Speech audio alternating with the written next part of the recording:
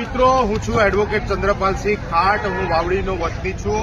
હું એડવોકેટ છું. એના પહેલા હું મૂળ ખેડૂત છું. આજે મિત્રો હું બરોડાથી આવતો હતો.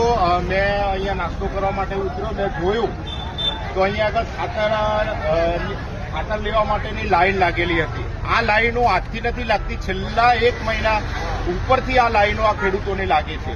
પણ મિત્રો, દુઃખની વાત એ છે કે આ ખેતી કરે છે માત્ર ઠાકોર સમાજ કે દલિત સમાજ આ ખેતી કરતો નથી, પરંતુ આ લાઈનમાં તમે જુઓ તો માત્ર ને માત્ર ઠાકોર સમાજના જ ખેડૂતો છે, બીજો કોઈ સમાજના ખેડૂતો નથી. તો મારો પ્રશ્ન, મારો આ સિસ્ટમને સવાલ છો, કલેક્ટર મામલતદાર તમે 1.5-2 લાખ રૂપિયા પગાર લો છો, પરંતુ તમે સ્થળ સ્થિતિનું નિરીક્ષણ નથી કરતા. તમને એ ખબર નથી કે આ ખેતી કોણ કરી રહ્યું છે અને ખેતીમાં પરેશાન કોણ થઈ રહ્યું છે. તમે સ્થળ સ્થિતિનું પંચનામું કરો, નિરીક્ષણ કરો અને તમે આ પરિસ્થિતિનો તાગ મેળવો કે આ જે લાઈનો લાગે છે આ માત્ર ને માત્ર ઠાકોર સમાજને, દલિત સમાજની લાઈનો કેમ લાગે છે. બીજા સમાજવાળા શું કરે છે? બીજા સમાજવાળા સેટિંગ કરીને લઈ જાય છે કે શું? તો માત્ર તમે ભ્રષ્ટાચાર ન કરો, સ્થળ ઉપર ઉતરો. અને આ લોકોની પરિસ્થિતિ, બેંકની લાઈનો હોય તો પણ ઠાકોર સમાજ હોય છે, દલિત સમાજ હોય છે, બીજો સમાજ કેમ નથી હોતો? એની પાછલા બારીથી કેમ સેટિંગ થતા હોય છે? મહેરબાની કરીને આજે આ સ્થળ સ્થિતિની તપાસ થવી જોઈએ. ખાતરની લાઈનો માત્ર ઠાકોર સમાજમાં ન લાગવી જોઈએ. આપ તમે એક કસ્ટમરને પૂછો, તમારું શું નામ? બોલો. ખોટ મોતીભાઈ ઠાકોર છો? તમારું?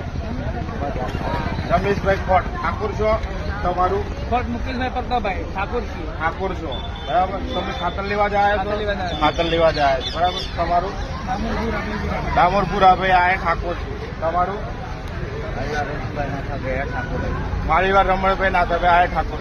તો પરિસ્થિતિ એવી છે આખા અરવલ્લી જિલ્લામાં, ઠાકોરો માત્ર લાઈનોમાં ખાતરની લાઈન હોય, પૈસા ઉપાડવાની લાઈન હોય કે કોઈ પણ જગ્યાએ હેરાન પરેશાન થવા માટે હોય તો આ સમાજ પેલા મોખરે હોય છે. આ સમાજનો માત્ર રાજકીય હથિયાર તરીકે ઉપયોગ થતો હોય છે. અત્યારે આ સમાજની પરિસ્થિતિ તમામ જગ્યાએ બગડી રહી છે, પરંતુ આ વિસ્તારના, આ જિલ્લાના કોઈ પણ અધિકારી હોય કે સામાજિક આગેવાનો હોય, અમારા સમાજના કે અમારા જે સામાજિક કે રાજકીય આગેવાનો હોય, માત્ર ને માત્ર આ સમાજનો વોટ બેંક તરીકે ઉપયોગ કરતા હોય છે. તો મારે માત્ર આ સમાજને આ વિડીયોમાંના માધ્યમ થકી આ તમામ ને અપીલ કરું છું કે આ સમાજને તમે માત્ર વોટ બેંક તરીકે ઉપયોગ ના કરો. એમને જે તકલીફો પડી રહી છે એ તકલીફોને પણ તમે વાચા આપો, એ મારી નમ્ર વિનંતી. અને આજે આ વિડીયોના માધ્યમથી મામલતદાર અને ખેતીવાડી અધિકારીને એમ કહું છું, તમે સ્થળ સ્થિતિનું